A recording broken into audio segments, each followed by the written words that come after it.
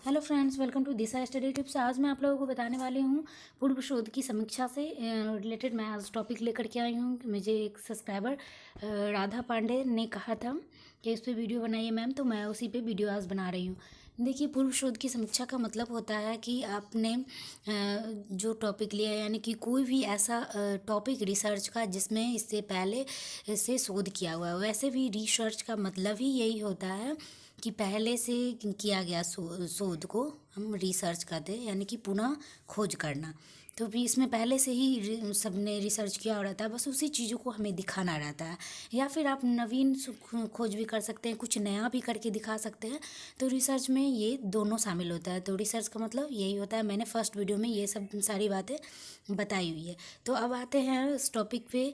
तो पूर्व शोध की समीक्षा क्यों कैसे लिखा जाता है, उसे कैसे लिखे उसे बताते हैं। तो चलिए आपको दिखाते हैं कि मैंने कैसे पूर्व शोध की समीक्षा को नोट किया था। मेरा टॉपिक था उसमें बच्चों के ऊपर संचार माध्यम का प्रभाव। तो उस टॉपिक पे जो संचार माध्यम का है, तो उससे रिलेटेड मैंने बहुत सारे गूगल पे सर्च किया। तो उसमें टॉपिक से रिलेटेड जो भी मुझे मिला उसमें ये सब था। जिस तरह से जैसे आप देख सकते हैं कि मैंने कैसे लिखा पॉइंट में, अमितेश कुमार सिंह शोधार्थी शिक्षा शास्त्र के थे और शिक्षक शिक्षा में सूचना एवं संचार प्रौद्योगिकी उपयोगिता विशेषता एवं सुझाव शीर्षक का 5 फरवरी 2017 को इस पर शोध कार्य किया गया। इसी तरीके से आपको इस मनीषा कुमारी टेलीविजन का संचार के माध्यम से जो भी आपने इस पे रिसर्च किया होगा, कुछ ना कुछ उनसे ज़रूर मैच करेगा। तो उन सभी को मैंने इसमें पूर्व शोध की समीक्षा में नोट किया। पूर्व शोध की समीक्षा में नाम पहले होता है, फिर उनका जो किस ईयर में रिसर्च किया गया तो वो सब लिखा रहता है। फिर उनके टॉपिक का नाम रहता है कि उनका क्या टॉपिक था, और लास्ट में वो कहाँ के से किए वो सब रहता है इसमें लिखा हुआ। पूर्व शोध की समीक्षा में बस इसी तरह से लिखना रहता है। एक सिंपल वे में समझ लीजिए कि किसी रिसर्चर ने जो भी टॉपिक पे रिसर्च किया वो टॉपिक आपके टॉपिक से मैच कर रहा है, यानी कि उनके टॉपिक में से रिलेटेड आपके टॉपिक में कुछ ना कुछ है। तो आप उनका जो उन्होंने बुक लिखा है, जो थेसिस उन्होंने लिखा है, आप उनके रिसर्च बुक को या जर्नल को आप देखेंगे, उसमें से आपको कुछ ना कुछ मिल ही जाएगा। तो इससे आपको बेनिफिट्स होगा।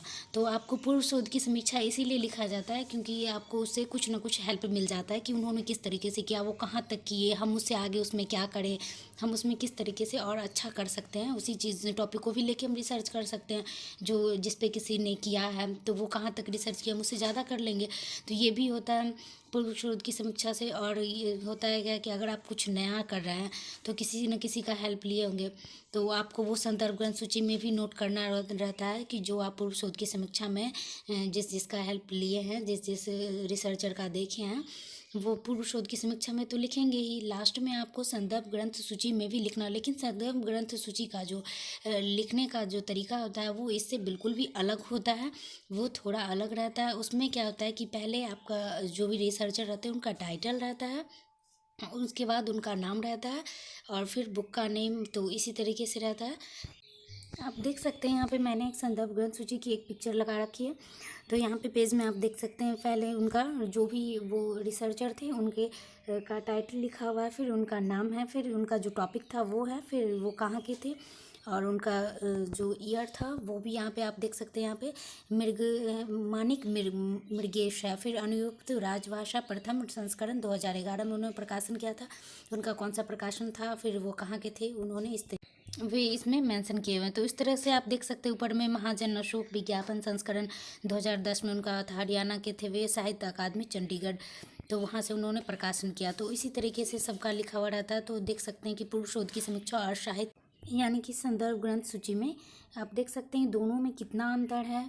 उसमें जिस तरीके से लिखा था इसमें बिल्कुल ही अलग रहता है। यानी यहाँ पे बहुत ही शॉर्ट में लिखा था, और सिर्फ टाइटल, नेम, संस्करण और उनका मतलब ये कहाँ के हैं और ईयर, बस यही इसमें मेंशन रहता है। तो आज के लिए बस इतना ही। तो अगर वीडियो अच्छा लगा तो इसे लाइक और सब्सक्राइब भी नहीं किए हैं तो सब्सक्राइब कर ले, अपने फ्रेंड्स के साथ भी इसे शेयर करें। और ये भी बताएं कि कमेंट करके कि आपको इससे रिलेटेड और भी कुछ जानना है, रिसर्च से रिलेटेड या फिर कुछ न्यू चीज़ों के बारे में जानना है, तो आप मुझे कमेंट कर सकते हैं। अगली वीडियो मैं उस पर बना दूँगी। Thanks for watching, thank you. इस बार वीडियो थोड़ा लेट से आया, इसके लिए सॉरी, बट नेक्स्ट टाइम से कोशिश करूँगी कि आप लोगों का जो भी वीडियो है वो टाइम से मैं अपलोड कर दूँ। तो थैंक यू।